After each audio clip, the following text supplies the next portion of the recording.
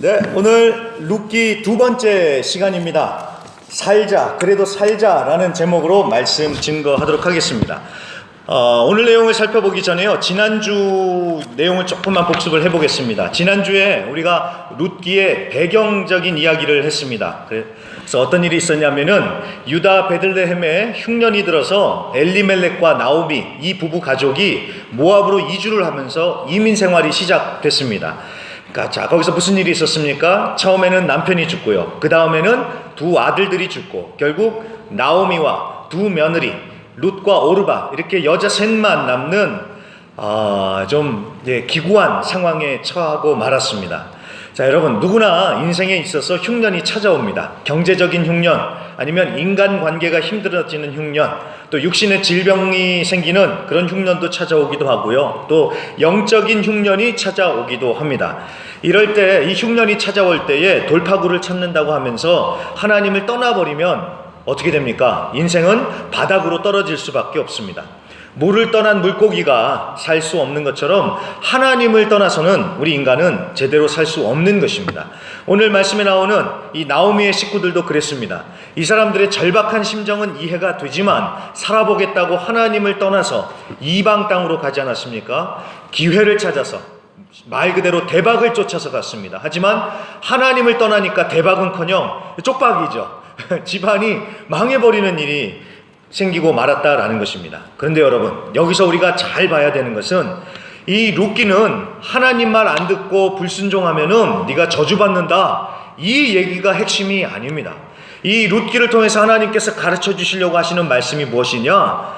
이 살아라라는 거예요. 살아라. 비록 땅을 치며 후회할 선택을 해서 네 인생이 힘들어지고 살 소망이 끊어진 것 같은 상황에 처해 있어도 그래도 살아라. 낙심하지 말고 포기하지 말고 살아라. 하나님이 너의 인생을 역전시키시고 하나님이 너의 삶을 다시 회복시키시니까 살아라. 삶을 포기하지 말고 살아라. 지금 이 말씀을 이 룻기를 통해서 우리에게 주신다라는 것입니다. 이해가 되셨죠? 우리 한번 다 같이 따라해 주십시오. 오늘 제목 우리 다 같이 한번 해보겠습니다. 시작. 살자, 그래도 살자. 아멘. 바로 그것입니다. 오늘 19절 말씀도 한번 보세요. 19절 말씀부터 보면은 나오미가 이제 베들레헴으로 귀향을 했습니다. 다시 고향으로 돌아왔습니다. 자, 나오미가 다시 고향으로 돌아오니까 온 동네가 들썩이면서 사람들이 자, 나오미가 왔다, 다들 이렇게 얘기를 하는 거예요. 그러니까 나오미가 뭐라고 대답합니까? 20절에 나를 나오미라고 부르지 말고 마라라고 불러라, 이렇게 얘기를 하지요. 자, 이게 무슨 뜻일까요? 이제 조금 여기를 생각해 보겠습니다.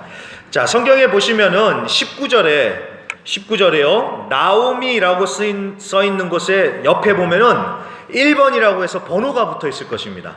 보이시나요? 나오미 해서 옆에 1번이라고 써 있는 것이요.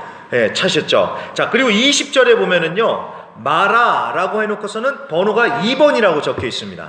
다들 찾으셨나요? 이게 각주예요, 각주. 그래서 제 성경에는 그렇습니다. 여기 번호가 써 있고요. 이 밑에 보면은 1번, 2번이라고 해서 1번은 희락이라고 써 있고요. 2번은 괴로움이라고 써 있습니다. 여기까지 다들 찾으셨나요? 나중에 모르시면요, 저한테 물어봐 주세요. 제가 친절하게 가르쳐 드리겠습니다. 자, 그러니까 이게 무슨 말이냐면은 이 나오미라는 말의 뜻은 희락, 기쁨이다라는 뜻입니다. 그러면 마라는요, 괴로움이라는 뜻이 되는 거예요. 그러니까 이걸 조금 더 쉽게 알아듣기 이제 좀 풀어서 설명을 하면은 이 나오미의 이름이 기쁨이 정도 되는 거예요. 우리식으로 얘기하면. 그래서 사람들이 나오미를 부를 때 나오미 하는 게 결국은 기쁨이 그러는 겁니다. 그래서 나오미가 딱 베들레헴으로 돌아오니까 사람들이 뭐라고 얘기하냐면 저기 기쁨이가 온다, 기쁨아 하면서 이렇게 부르는 거예요. 그런데 여러분, 지금 나오미의 상황이, 지금 나오미의 처지가 기쁨이라고 말할 처지가 못 되지요. 지금 그러니까 나오미가 나를 기쁨이라고 부르지 말고 뭐라고 불러달라고요? 괴로움이라고 불러달라고, 마라라고 불러달라고 하는 것입니다.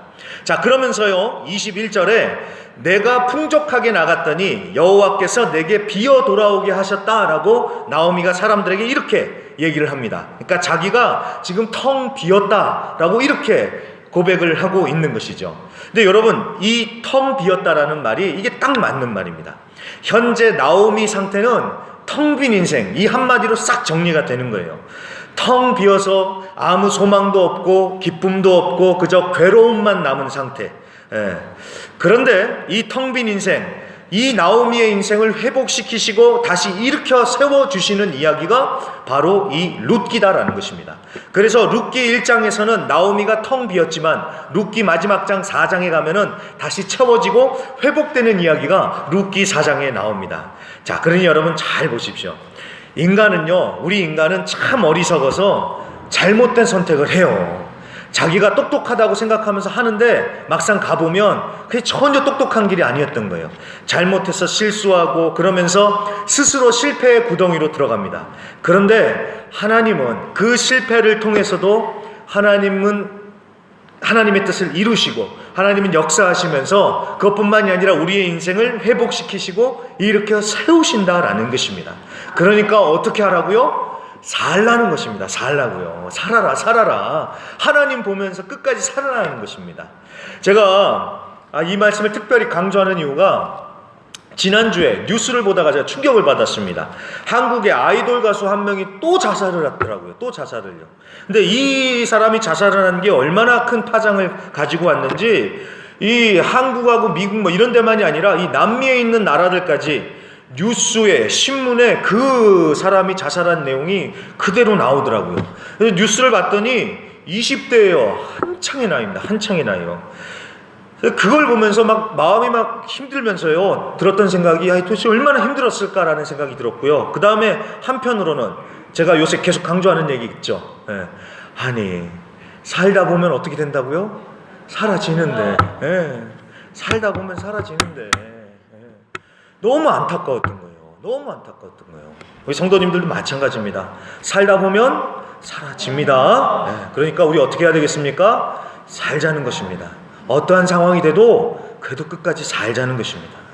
살다 보면은 하나님께서 길을 반드시 열어주십니다. 그러니까 절대로 포기하지 마시고 끝까지 사실 수 있는 우리 성도님들이 되시기를 부탁드립니다. 자, 그래서요 오늘은 우리가 포기하지 않고 다시 일어서기 위해서 우리가 붙들어야 되는 교훈 두 가지만 살펴보고 말씀을 마치도록 하겠습니다. 먼저 첫 번째는요, 늘 아는 얘기지만 항상 하는 얘기지만 하나님을 보고 하나님을 꼭 붙들어야 된다는 것입니다. 자, 앞서 말씀드렸듯이 오늘 본문은 나오미가 고향으로 돌아오는 이야기입니다. 그런데 이 나오미가 고향에 도착하기 전에 정말 눈물 없이 볼 수 없는, 눈물 없이는 볼 수 없는 그런 장면이 펼쳐집니다. 이제 좀 말씀을 좀 볼게요. 6절 말씀을 다시 보십시오. 6절 말씀에 보니까 나오미가 소식을 듣습니다. 어떤 소식을 들었냐면은 여호와께서 자기 백성을 돌보사 그들에게 양식을 주셨다라는 이 얘기를 들은 거예요. 그러니까 자기가 살고 있던 자기 고향 베들레헴에는 그때 양식이 없어서 내가 모압으로 이민을 왔는데 이제는 하나님께서 돌보셔서 베들레헴에 양식이 있다, 이 얘기를 들은 거예요. 그래서 나오미가 결단을 합니다. 두 며느리와 함께 고향으로 돌아가려고 결단을 합니다. 자, 그렇게 길을 나섰는데 가던 중에 이 나오미가 무슨 생각이 들었는지 며느리들을 딱 붙들고 얘기를 하는 거예요. 8절. 자, 너희는 각각 너희 어머니의 집으로 돌아가라, 이렇게 얘기를 하는 겁니다. 자, 너희 친정으로 돌아가라는 겁니다. 그래서 하는 얘기가 이겁니다. 지금까지 너희들은 우리 가족들한테 할 만큼 다 했으니까 이제는 너희 갈 길로 가면서 새 인생을 시작해라, 지금 이 얘기를 하고 있는 겁니다. 자, 그랬더니 며느리들이 어떻게 얘기합니까? 아멘 하고 가는 게 아니라요 9절에 그들이 소리를 높여 울면서 우리는 끝까지 어머니와 함께 가겠다라고 이렇게 둘 다 얘기를 합니다. 자, 이 얘기를 듣고 나오미가, 시어머니가 얼마나 감동을 받았을까요? 하지만 앞이 창창한 젊은 며느리들 평생 과부로 수절하고 지내게 할 수 없다는 생각이 들었겠지요. 11절에 또다시 얘기합니다. 내 딸들아 돌아가라. 내 딸들이라 그래요. 며느리 보고 내 딸들이라 그러면서 가라 그러는 거예요. 자, 그러면서 나중에 11절, 12절, 13절에 나오는 얘기가 내가 지금 새로 시집을 가가지고 애를 낳아서 내가 그 애하고 너희들을 결혼시켜 줄 수도 없고, 이 얘기는요, 내가 너희들을 위해서 해줄 수 있는 게 지금 아무것도 없다. 그러니까 너희 길로 가서 행복하게 살아라. 그냥 하는 얘기가 아니라 이 애미 말 듣고 가라. 지금 이 얘기하고 있는 거예요. 예. 자, 그제서야 이제 작은 며느리 오르바가 이제 인사를 드리고 울면서 갑니다. 자, 그런데 큰 며느리 룻은 어떻게 했을까요? 끝까지 시어머니를 따라가겠다고 하죠. 그러더니만 기어코 룻은 시어머니를 따라서 베들레헴으로 갑니다. 자, 이게 오늘 1장의 전체적인 내용입니다. 이제 이해가 되셨죠? 제가요, 이제 이 얘기를 보면서요, 나오미도 그렇고 두 며느리도 그렇고 참 착하다라는 생각이 들었습니다. 참 착하다. 서로를 생각하는 마음이 너무 큰 거예요. 너무 큰 거예요. 나오미도 착하고 이 두 며느리도 너무 착해요. 그런데 여러분, 제가 분명하게 말씀드리지만 인생은 착하기만 해서 되는 것이 절대로 아닙니다. 명심하십시오. 착해서만 되는 게 아닙니다. 착하고요, 동시에 지혜로워야 돼요. 그리고 무엇보다도요, 착하고 지혜로우면서 무엇보다도 하나님을 바라보고 하나님을 붙들어야지 회복의 역사가 일어납니다. 먼저 나오미의 경우를 한번 보겠습니다. 나오미를 보세요. 이 나오미가 다시 고향으로 돌아가려는 이유가 무엇일까 우리가 한번 생각을 해봐야겠습니다. 나오미가 왜 고향으로 다시 베들레헴으로 돌아가려고 했을까? 저는 평소에 지금까지는 6절 말씀을 보면서요, 이 나오미가 양식 때문에 돌아간다고 생각을 했어요. 그러니까 나오미가 양식이 없어서 모압으로 이민을 갔다가 이제 모압에서 힘들어지니까 다시 빵을 찾아서, 양식을 찾아서 다시 돌아가는구나. 그러니까 빵 때문에 다시 가는구나. 저는 그렇게 생각을 했었습니다. 그런데 제가 이번에 룻기를 읽고 또 읽고 다시 잘 보면서요, 나오미를 다시 봤습니다. 아, 나오미 이 사람이요, 정말 대단한 사람입니다. 그러면서 제가 다시 의심을 해서 다시 보기 시작을 했어요. 나오미가 진짜 빵 때문에 돌아갔을까?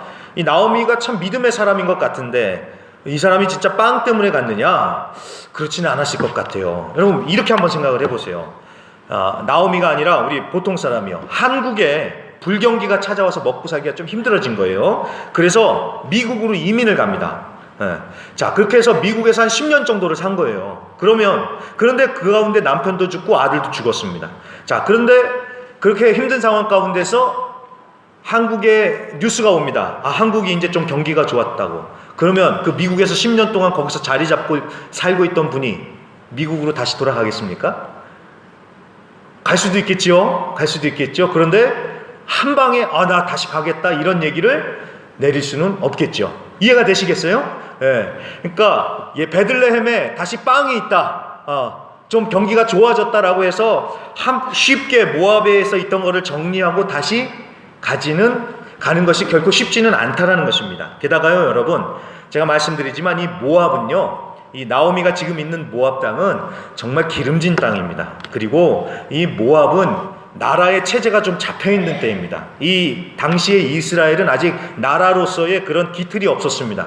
왕이 없다 그랬잖아요. 사사들이 그냥 다스리는 그런 작은 그런 나라였습니다. 하지만 모압은 체계가 잡혀 있었고 왕도 있는 그런 나라였어요. 게다가 성경 어디를 봐도 당시에 모압이 힘들어졌다, 불경기가 찾아왔다 이런 얘기가 없어요. 그러니까 나오미가 아무리 고향에 다시 빵이 생겼다 해도 모압을 버리고 돌아갈 만큼 그게 그렇게 좋은 소식, 큰 매력적인 소식은 아니었다라는 것입니다.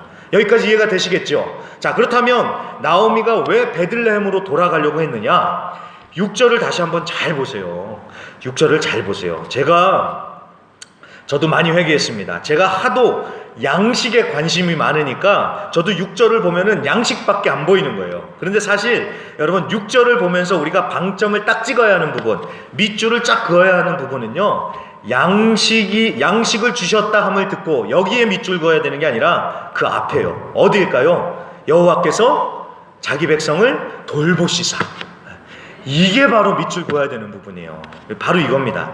이게 무슨 말이냐면은 하나님께서 그동안은 백성들의 죄 때문에 흉년을 내리셨지만 하나님이 이제는 백성들의 죄를 용서해 주시고 다시 은혜를 베푸시고 다시 하나님이 백성들과 함께 하신다. 지금 이 얘기인 겁니다. 여호와께서 다시 백성들을 돌보셨다는 말이 바로 그런 것입니다. 바로 이거예요. 나오미가 베들레헴으로 돌아가려는 이유가 바로 이것입니다.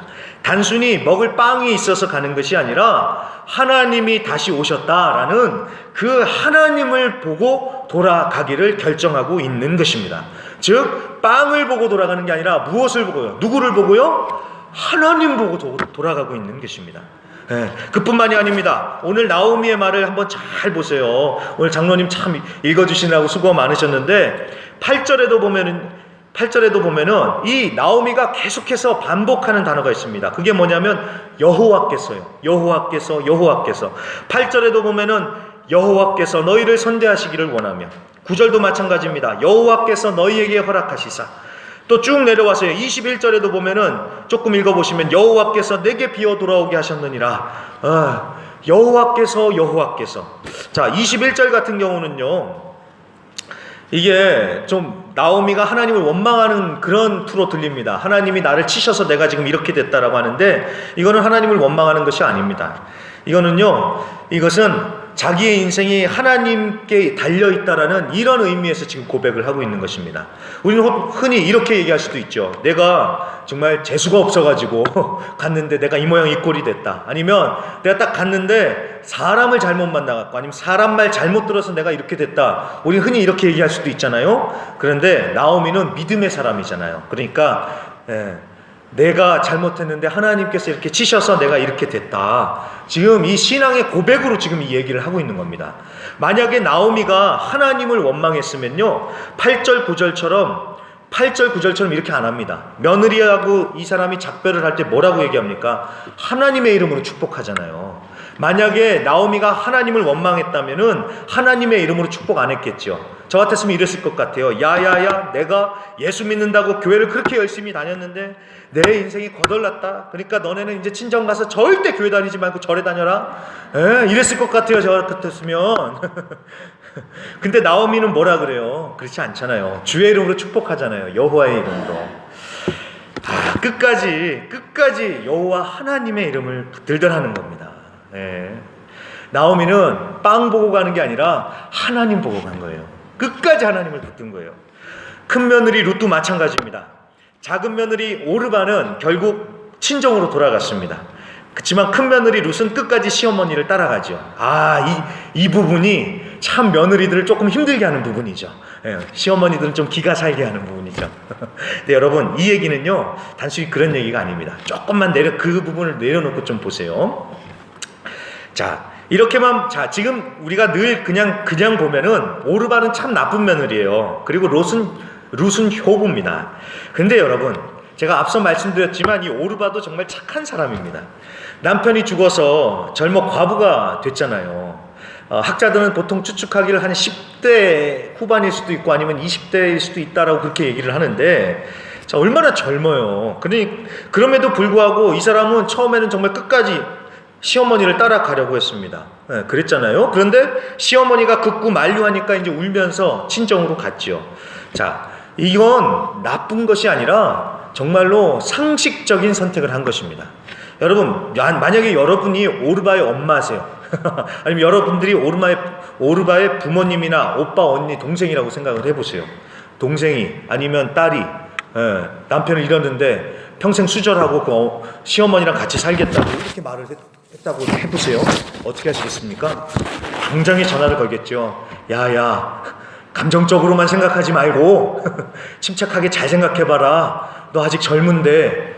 분명히 이렇게 얘기하시겠죠. 그러니까 이게 뭐 나쁘다 좋다 이걸 떠나서요, 이 아주 상식적인, 그러니까 인간이 할 수 있는 선택을 했다라는 거예요. 오르바는요.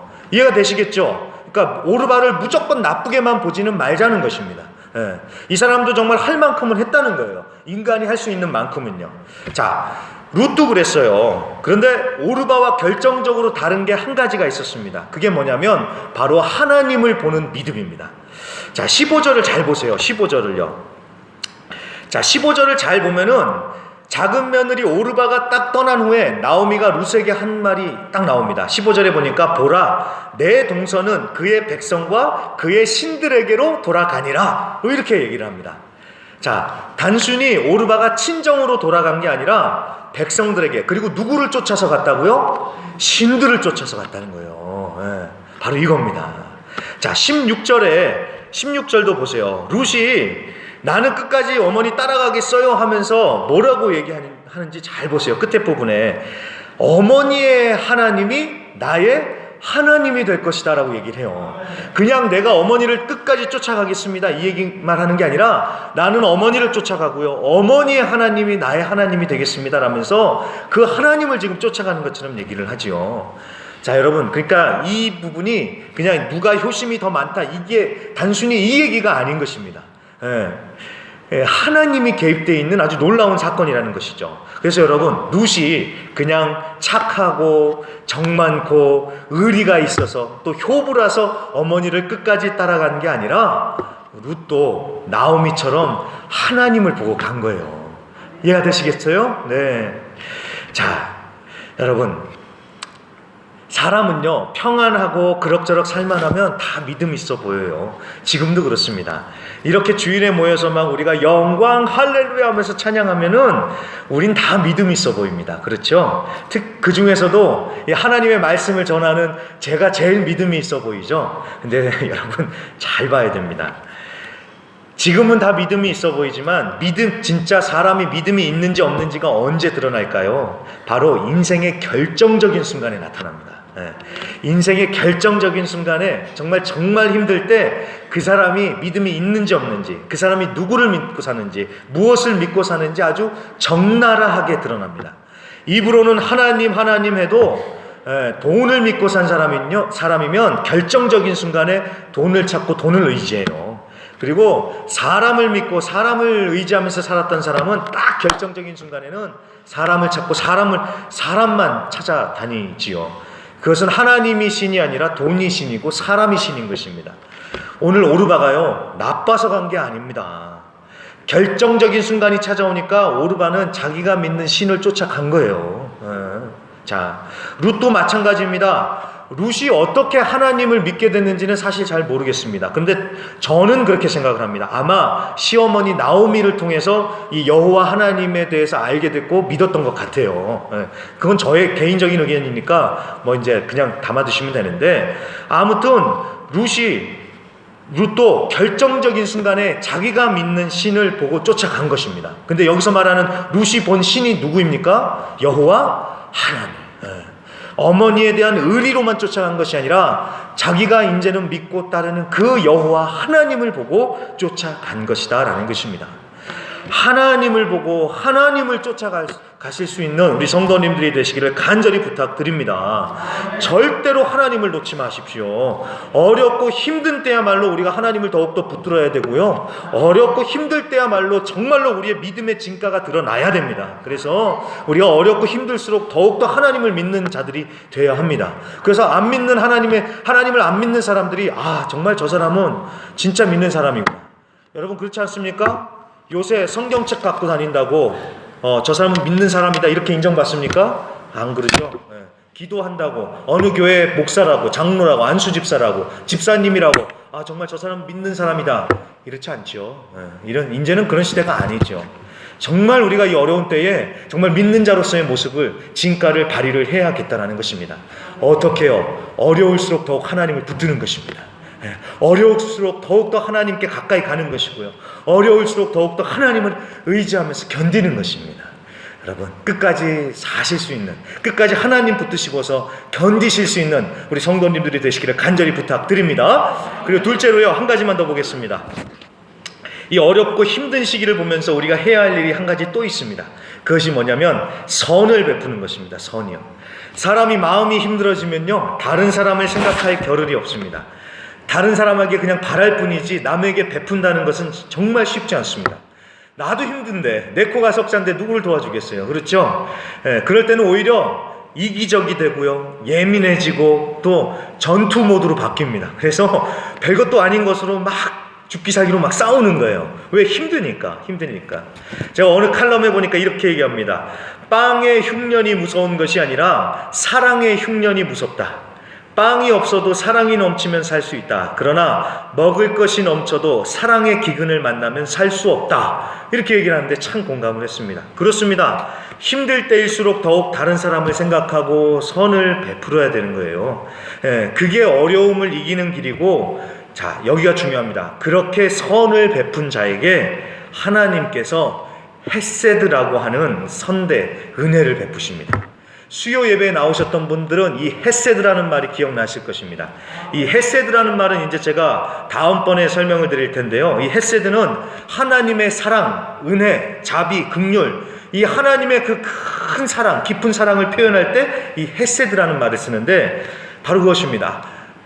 다른 이들에게 선을 베푼 자에게 하나님께서 그 헤세드의 은혜로 갚아주시더라는 것입니다. 오늘 말씀에 나오는 나오미가 그렇고 룻이 그렇습니다. 나오미 같은 경우에는 8절에 보시면 뭐라 그래요? 두 며느리에게 돌아가라고 하면서 돌아가라고 하지 않습니까? 돌아가라, 너희 돌아가라. 예. 자기는 지금 나오미가 할 말이 아니에요. 남편하고 아들들이 없는데 이 며느리들마저 가버리면 이 세상에서 이제 혼자가 되지 않습니까? 예. 그러니까 의지할 사람들은 그래도 며느리들밖에 없는데 그래도 이 며느리들의 앞날을 생각해서 지금 선을 베풀지 않습니까? 예. 룻도 마찬가지입니다. 시어머니가 가라고 했으니까 그냥 가서 새로운 인생을 살 수 있습니다. 하지만 끝까지 어머니를 따르고 모시겠다면서 룻도 선을 베풉니다. 자, 선을 베푸는 이 나오미와 룻을 하나님께서 어떻게 하셨을까요? 보아스라는 사람을 통해서 그 헤세드, 한국말로는 인애라고 번역이 되어 있는데요. 이 헤세드 보상을 해 주십니다. 여러분, 어려울 때 선을 베풀면요, 나중에 하나님께서 복으로 갚아주신다는 사실을 꼭 기억해 주시기 부탁드립니다. 나를 변화시키는 좋은 습관이라는 책에 나온 예화입니다. K라는 사람의 이야기인데요. 이 K라는 사람의 아버지는 쌀 도매업, 그러니까 쌀 장사를 하시는 분이세요. 그런데 참 이분이 어린 시절에 아버지 그렇게 장사하시는 걸 보면서 참 특이하게 여긴 게 있다고 합니다. 그게 뭐냐면은 이 추수가 끝나면 이제 이 아버지가 전국을 돌아다니면서 쌀을 사들이는데 이 특이한 게 아버지가 쌀을 사들이는데 가격이 가는 데마다 다 틀리다는 거예요. 그래서 풍년인 지역에 가면은 좀 싼 값에 사들이고 흉년인 지역에 가면은 돈을 좀 더 얹어서 쌀을 사왔대요. 그래서 그게 이해가 안 돼가지고 아버지한테 물어봤대요. 아버지, 아니 풍년이 든 지역에 가서 쌀을 몽땅 사들이면 되는데 왜 흉년이 든 곳에 가서 거기서 또 더 비싸게 사오세요? 그리고 이렇게 물어봤답니다. 그랬더니 아버지가 그러시더래요. 자, 만약에 내년에 이 흉년이 든 지역에서 풍년이 들고 이 풍년이 든 지역에서 흉년이 들면 그러니까 상황이 바뀌면 그때 어떡하냐? 그랬더니 이 철없는 아이는 얘기하는 겁니다. 아니 그러면 풍년 든 지역에 거기 가서 다시 사면 되죠. 자, 그때 이 아버지가 하는 얘기가, 야, 그럼 너라면 흉년이 들 때는 거들떠 보지도 않았던 나한테 쌀을 싼 값에 넘기겠냐? 이렇게 얘기를 하시더래요. 이게 무슨 말이냐면요, 상대방의 상황을 이용하지 않고 상대방의 마음을 헤아리면서 살라, 이 교훈을 그 아버지가 해주신 거예요. 이 얘기를 듣고요, 이 사람이 크게 감동을 받았던 것 같습니다. 이 사람이 커가지고 이 가르침을 가지고 이제 사회생활을 하기 시작을 했습니다. 회사에 들어가서 영업부 사원으로 취직을 했어요. 보니까 같은 부서의 동료들은 어떻게 해서든지 최대한 이익을 챙기려고 했지만 이 K라는 사람은 그 가르침이 있으니까 어려울 때는 좀 고객이 힘들 때는 좀 살짝 한 발짝 물러서서 거래를 해주고요. 그랬대요. 그래서 단기간에 높은 실적을 올리지는 못했지만 그래도 꾸준하게 실적을 내서 부장까지 무난하게 승진을 했다고 합니다. 그런데 예기치 못한 사고로 책임을 져야 됐고 이제 회사를 사퇴를 해야 되는데 참 그래도 마음이 안타까웠죠. 이 사람도 만약에 어떻게 해서든 간에 고객이 뭐 어떻게 되든 말든 자기 실적만 올렸으면 안 잘렸을 거예요. 그런데 고객도 좀 생각해 주면서 이렇게 하다 보니까 이런 일이 됐는데, 자, 반전이 벌어졌습니다. 놀라운 일이 그 다음부터 벌어졌습니다. 이 사람이 집에서 쉬고 있는데요, 이 사람이 집에서 놀고 있는 거죠, 사실. 쉬고 있는데 전에 거래처 사장들이 찾아오더래요. 그러면서 이 사람 찾아와서 하는 얘기가요, 물건을 외상으로 대줄 테니까 한번 사업을 해보라고. 그래서 이 사람이 거기서 용기를 얻어가지고 사업을 시작을 해가지고요, 10년 만에 자기가 다니던 회사만큼 그 사업을 크게 확장했다고 합니다. 자, 여러분, 그러면서 이 책에서 하는 얘기가 이거예요. 소인은 거래를 할 때 눈앞에 이익을 보고 대인은 먼 훗날을 본다. 인심을 잃은 자는 결코 재기할 수 없다. 라고 그 책이 그렇게 얘기를 합니다. 자, 여러분, 세상 사람들도 알아요. 세상 사람들도 알아요. 이거는 기독교 책이 아닙니다.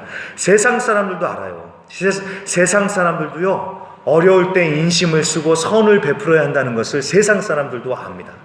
하나님을 믿고 사는 우리는요, 더욱더 그래야 되지 않겠습니까? 어려울수록 마음을 더 열고요, 우리가 다른 이들을 생각하면서 선을 베풀 줄 아는 자들이 되어야겠습니다. 어려울 때 내가 콩 한 쪽을 나눠 먹어야 되는 거잖아요. 제가 분명하게 말씀드립니다. 어려울 때 콩 한 쪽을 그 사람하고 나눠 먹잖아요. 그러면 그 사람은 그 콩 나눠 먹었던 걸 잊어버릴 수도 있어요. 까맣게 잊어버릴 수도 있어요. 내가 그때 주인식 목사랑 콩 한 쪽도 나눠 먹었다고 하면서 목사님 감사합니다, 이렇게 안 할 수도 있어요. 그 사람은 잊어버릴 수도 있습니다. 그렇다고 절대로 섭섭하지 말라는 것입니다. 왜? 누구는 기억하니까요. 하나님은 기억하시니까. 그래서 그 하나님께서 여러분들에게 헤세드, 하나님의 은혜로 반드시 되갚아 주실 것입니다. 그렇기 때문에 나눠 먹었는데 그 사람은 내 은혜도 모른다고 시험 들지 마시고요, 그냥 베푸세요. 그러면 하나님이 기억하시고 여러분들에게 큰 복과 은혜로 함께 해 주실 줄로 믿습니다. 말씀을 마칩니다. 자, 어려워도 삽니까 못 삽니까? 삽니다. 하나님 바라보면 살 수 있는 것입니다. 그러니까 오늘 설교 제목처럼요, 살자, 그래도 살자, 주님 바라보면서 살자라고 끝까지 용기 얻으시고 다른 이들에게도 용기를 주실 수 있는 우리 성도님들이 되시기를 간절히 부탁드리고요. 풍족할 때 나누는 게 아닙니다. 이렇게 어려울 때 심는 거예요. 이렇게 어려울 때 오히려 더욱더 다른 사람들을 보면서 나누는 것입니다. 그러면 반드시 하나님께서 갚아주실 줄로 믿습니다. 우리 성도님 힘내시고요, 믿음 안에 승리하시길 바랍니다.